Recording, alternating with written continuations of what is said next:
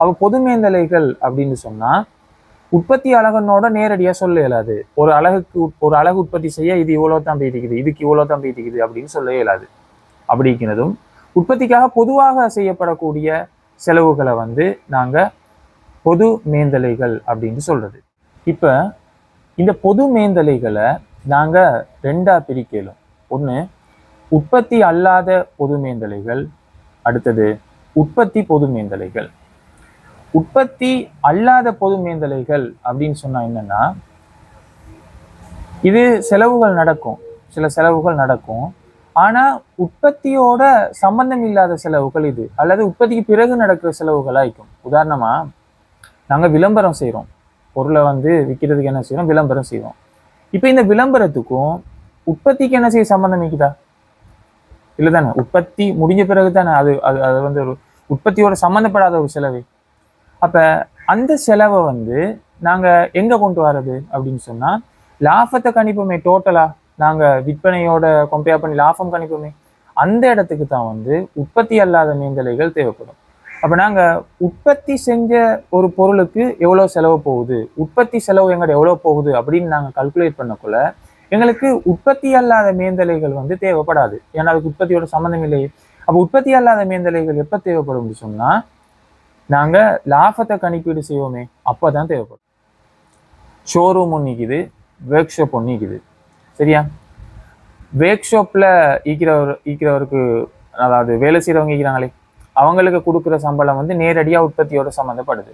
ஆனா ஷோரூம்ல ஒரு அழிக்கிறாரே, ஷோரூம்ல ஈக்கிறவருக்கு கொடுக்குற சம்பளம் உற்பத்தியோட சம்மந்தப்படுதா? ஷோரூமுக்கு உற்பத்தி முடிஞ்ச பிறகுதான் பொருள் வருது. அப்ப அதுக்கு பிறகு நடக்கிற அவருக்கு கொடுக்குற அந்த செலவினங்கள் எல்லாம் நாங்கள் டோட்டலாக லாபத்தை கால்குலேட் பண்ணுவோமே, அப்பதான் எங்களுக்கு தேவைப்படும். ஆனால் உற்பத்தி கிரியத்தை பார்க்கல, இந்த காட்சி அறையில் இருக்கிறவங்களுக்கு கொடுக்குற சம்பளத்தை நாங்கள் கொண்டு வர இயலாது. அப்போ இதுகள் தான் வந்து உற்பத்தி அல்லாத பொது மேந்தலைகள் அப்படிங்கிற கேட்டகரிக்குள்ள வரும். உற்பத்தியோட சம்மந்தப்படாது, ஆனால் லாபத்தை கால்குலேட் பண்ணக்குள்ள நாங்கள் அதை பார்க்கணும் அப்படிங்கிற மேந்தலைகள். ரைட். இப்போ நாங்கள் உற்பத்தி பொது மேந்தலைகள் அப்படின்னா என்னன்னு பார்ப்போம். உற்பத்தியோட சம்பந்தப்படக்கூடிய பொதுவான மேந்தலைகள் அப்படின்னா என்ன? பொருளை செய்யறதுக்கு எங்களுக்கு கட்டளை கிடைச்சதுல இருந்து, ஆர்டர் பண்ணதுல இருந்து, அந்த பொருளை செஞ்சு முடிக்கிற வரைக்கும், அந்த பொருள் கம்ப்ளீட் ஆகிற வரைக்கும், ஒரு மேசை ஒன்று எங்களுக்கு செய்ய வந்திக்குது, ஆர்டர் வந்திக்குது, அது வந்ததுல இருந்து அந்த மேசையை நாங்கள் செஞ்சு கம்ப்ளீட் பண்ற வரைக்கும் என்னென்ன பொது மேந்தலைகள் போகுதோ, பொது மேந்தலைன்னா நாங்கள் ஏற்கனவே சொல்லிட்டோம், என்னது அழகுக்கு இவ்வளோ போச்சுதுன்னு சொல்ல இயலாது, பொதுவாக போகிற செலவுகள், அதை தான் நாங்கள் பொது மேந்தலைகள் அப்படின்னு சொல்கிறோம், சரியா? அதில் நாங்கள் உதாரணமாக சொல்லியிருந்தோம், நான் அந்த நிறப்பூச்சிக்கு போகிறது, சரியா, தொழிற்சாலையில் இருக்கிற மேற்பார்வையாளர் கொடுக்குற சம்பளம், அங்கே போகிற மின்சாரம், அதே மாதிரி தொழிற்சாலை காவலாளிட சம்பளம், பெருமான தேய்வு. அப்போ இதெல்லாமே வந்து உற்பத்தி பொது மேந்தலைகள் அப்படிங்கிற ஒரு கேட்டகரிக்குள்ள தான் வரப்போகுது. புத்தளம் தில்லையடியில் ஏலெவலுக்கான அக்கௌண்டிங் கிளாஸஸ் ஆரம்பிக்கிறதுக்கு பிளான் பண்ணியிருக்கிறேன்.